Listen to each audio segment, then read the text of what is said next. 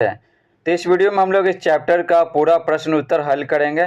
तो चलिए बिना समय गवाए वीडियो को स्टार्ट करते हैं। सबसे पहले हम लोग पढ़ेंगे अभ्यास। पहला है रिक्त स्थानों को भरिए। क पूंजीपतियों का मुख्य उद्देश्य था अधिक से अधिक डैश कमाना। तो क्या कमाना? मुनाफा कमाना। तो चलिए आपको बताते हैं पीडीएफ से। क था क्या? पूंजीपतियों का मुख्य उद्देश्य था अधिक से अधिक डैश कमाना, तो हो जाएगा मुनाफा कमाना। ख है 15वीं शताब्दी में एक नए आंदोलन की शुरुआत हुई जिसे डैश कहते हैं, तो जिसे पुनर्जागरण कहते हैं। ग है मशीनों से वस्तुओं के उत्पादन की प्रक्रिया को डैश क्रांति कहते हैं, तो उसे औद्योगिक क्रांति कहते हैं। घ है डैश में सरकारी दस्तावेजों को सुरक्षित रखा जाता है, तो कहाँ रखा जाता है? अभिलेखागारों में। अंगा है समय के साथ देश और राज्य की डैश सीमाओं में परिवर्तन होते रहते हैं, तो होगा भौगोलिक। तो भौगोलिक सीमाओं में परिवर्तन होते रहते हैं। दूसरा नंबर का सवाल है सही और गलत बताइए। तो क्या है? वैज्ञानिक पद्धति का अर्थ है प्रश्न प्रस्तुत कर प्रयोग द्वारा ज्ञान प्राप्त करना, तो ये सही है। ख है अंग्रेज इतिहासकार जेम्स मिल का भारतीय इतिहास का धर्म के आधार पर बांटना उचित था, तो नहीं, तो उचित नहीं था, धर्म के आधार पर नहीं बांटना उचित था, तो ये हो जाएगा हमारा गलत। ठीक है। अब देखिए अमेरिकी स्वतंत्रता संग्राम के बाद वहाँ के लोगों ने गणतंत्र प्रणाली की शुरुआत नहीं की, यहाँ लिखा हुआ नहीं की, तो होगा की, तो गलत दिया हुआ, तो ये भी हो जाएगा हमारा गलत। घ है ऐतिहासिक स्रोतों से एक आम आदमी के बारे में भी जानकारी मिलती है, तो ये हो जाएगा गलत, सिर्फ राजाओं के बारे में जानकारी मिलती है। अंगा है आज़ादी के पहले हमारे देश की जो भौगोलिक सीमा थी आज़ादी के बाद भी वही रह गई, तो ये भी हो जाएगा हमारा गलत। आगे देखिए, आइए विचार करें। पहला सवाल है मध्यकाल और आधुनिक काल के ऐतिहासिक स्रोतों में आप क्या फ़र्क पाते हैं? उदाहरण सहित लिखिए। तो क्या फ़र्क पाते हैं मध्यकाल और आधुनिक काल के ऐतिहासिक स्रोतों में? दूसरा का उत्तर देख लीजिए, यहाँ पर पहला में सही होगा और बाकी चारों में गलत होगा। ठीक है। पहला प्रश्न देखिए, मध्यकाल और आधुनिक काल के ऐतिहासिक स्रोतों में आप क्या फ़र्क पाते हैं? उदाहरण सहित लिखिए।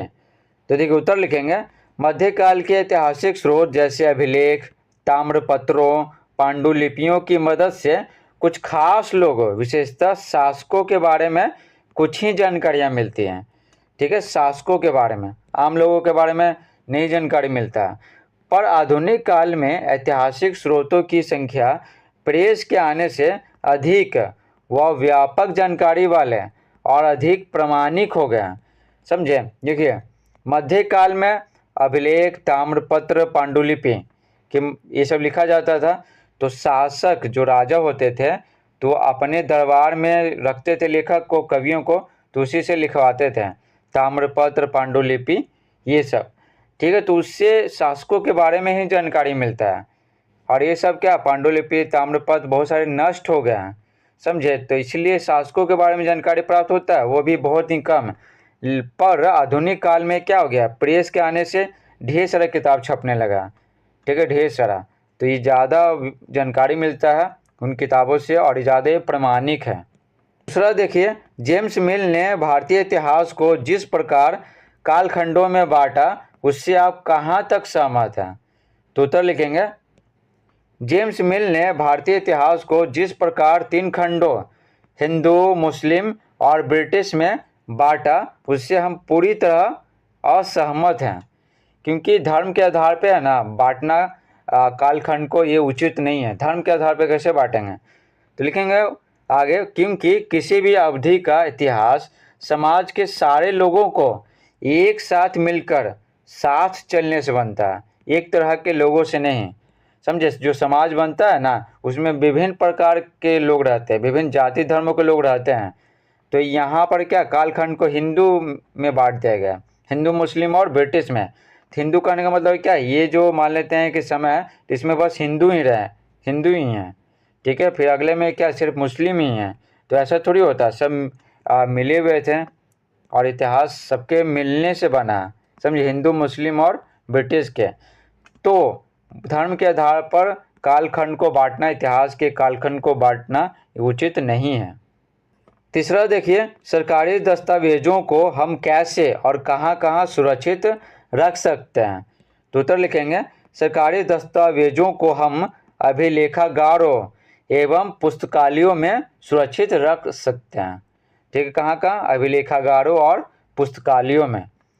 साथ ही तहसील के दफ्तर, कलेक्ट्रेट, कमिश्नर के दफ्तर, कचहरी आदि के रिकॉर्ड रूमों में भी रख सकते हैं। तो सरकारी कार्यालयों में क्या रहता है, रिकॉर्ड रूम रहता है, तो यहाँ पर रख सकते हैं सरकारी दस्तावेज। 4 प्रश्न देखिए, यूरोप में हुए परिवर्तन किस प्रकार आधुनिक काल के निर्माण में सहायक हुए। तो उत्तर लिखेंगे, यूरोप में पुनर्जागरण का आंदोलन फैला। इस आंदोलन ने स्वतंत्र रूप से सोचने के लिए प्रेरित किया। तो यूरोप में ये आंदोलन हुआ पुनर्जागरण, तो उससे क्या फ़ायदा हुआ, ये आंदोलन है ना स्वतंत्र रूप से सोचने के लिए प्रेरित किया। अमेरिकी एवं फ्रांसीसी क्रांति के बाद इन देशों में गणतंत्र प्रणाली की सरकार बने, जिसने कई देशों में गणतांत्रिक सरकारों की स्थापना के लिए प्रेरित किया। अमेरिकी और फ्रांसीसी क्रांति हुआ तो यहाँ पर क्या लोकतंत्र आ गया, गणतंत्र प्रणाली की सरकार बने। तो भारत भी सोचने लगा कि जब यहाँ पर क्रांति हो सकता है तो यहाँ पर अमेरिका में और फ्रांस में, तो भारत में क्यों नहीं हो सकता है। तो यहीं से प्रेरणा लिए, समझे, और पुनर्जागरण भी सहयोग किया।